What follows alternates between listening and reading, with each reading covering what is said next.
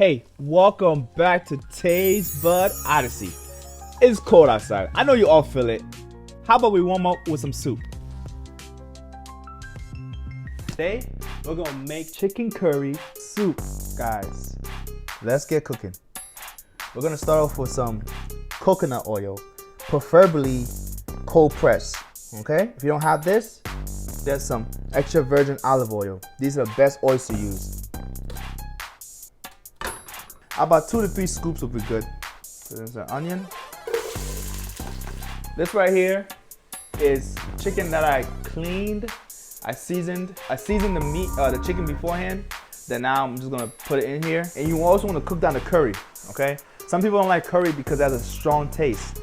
The mistake that they make is they don't let it cook down. You gotta put it before you put anything else. Cook down that bitter taste or whatever it is. You're good to go. I was thinking of making a tiki masala. If anybody's interested, leave a comment down below and I'll definitely make it. Now the chicken is cooked down a little bit more. I'll say about 6-7 minutes. The chicken and the curry have cooked down quite a bit. We're gonna add in our spices. This is the fun part. So we got some minced garlic. This saves a lot of time. And if you wanna go through all that pain and suffering of peeling and chopping garlic, be my guest. I like a lot of garlic. Garlic is really, really healthy for you. We also have some minced ginger. I also have this Caribbean allspice seasoning. You don't have to put it, you don't need it, but it adds extra flavor to it. We have here some chicken bouillon. You know, this is a holy grail of cooking. Some little celery salt. Celery salt, pretty good. We have some thyme. I put a little bit of coriander, a little bit. Ground some black pepper in there, a little bit of seasoning salt, and just for some kick. You don't have to add this. I put some cayenne pepper. You don't have to, but it adds the flavor. You want to add some more curry in there because the curry that you put on to season the chicken is not going to be enough. You want some more. If you want more curry flavor, put a little bit more after the chicken cooks. If you don't, leave it out. And then last but not least, a little bit of sea salt. Give it a nice stir. Mix it around. Incorporate all those flavors. In the description down below, you'll find all the measurements that you need to make this amazing dish. Okay, so we're gonna add right now. We're gonna add some squash. You want to turn on the heat. You want to be at a medium high heat. You don't want to burn your soup. Cover it. Then turn your heat down to a medium low.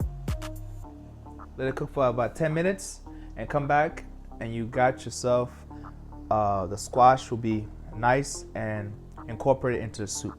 Now that you can't see the squash at all, we're gonna add some mushrooms. You don't have to, okay? I like mushrooms. So if you don't like mushrooms, don't add it.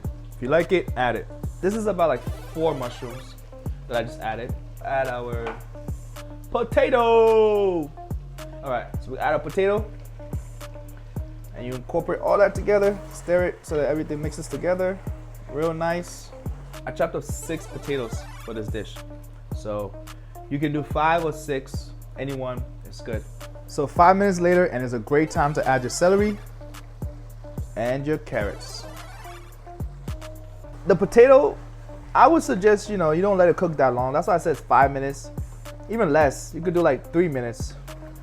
I just put in there the chickpeas. We're gonna add some water to create some stock. Oh, almost forgot this bad boy right here. Look at this. Put some bay leaf in there. You need that bay leaf. You don't need it. People say it does something to the soup.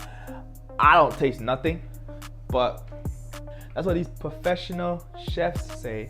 And I'm a professional chef myself, so I gotta do what a professional chef does. If you're putting leaves in your food, you're not professional. Cover it, let it bring it to a boil. Then we'll add in the rest of our ingredients. Stick around because I'm gonna show you guys how to make some nice dumplings. Hey, I'm gonna show you guys how to make a quick dumpling, okay? Pour some flour out. This is the easiest dumpling you'll ever make in your life. If you can't do this, oh, oopsie. Let's try that again. That was a mistake. Guys, please make it well. You want a well for your to make your thing. So you make a well, pour some water inside your well, you see, and it wouldn't go nowhere.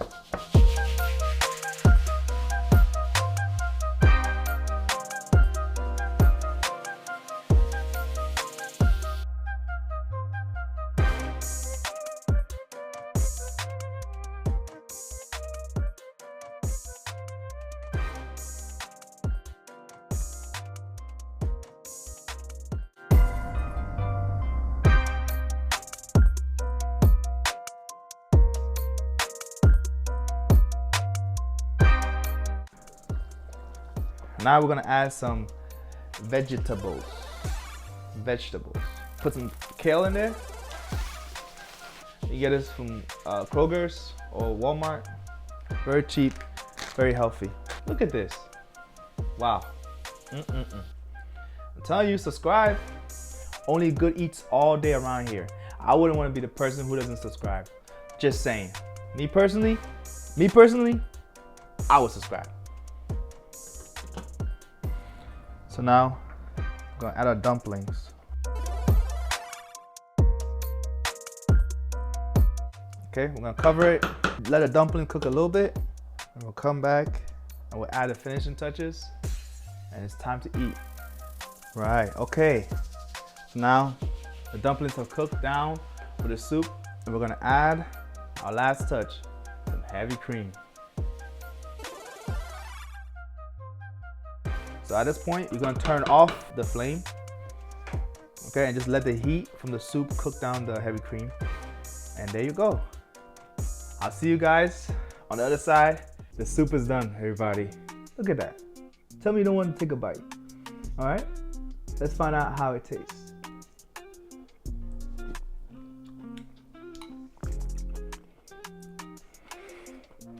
Oh, I don't need this no more. I don't need this no more. I'm alive. This is awesome. Yep. Try this and leave a comment down below. Tell me how it tastes. This is the bomb.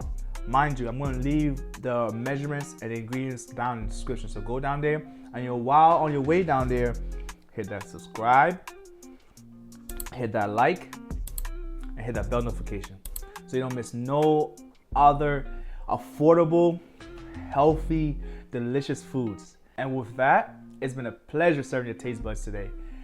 Peace!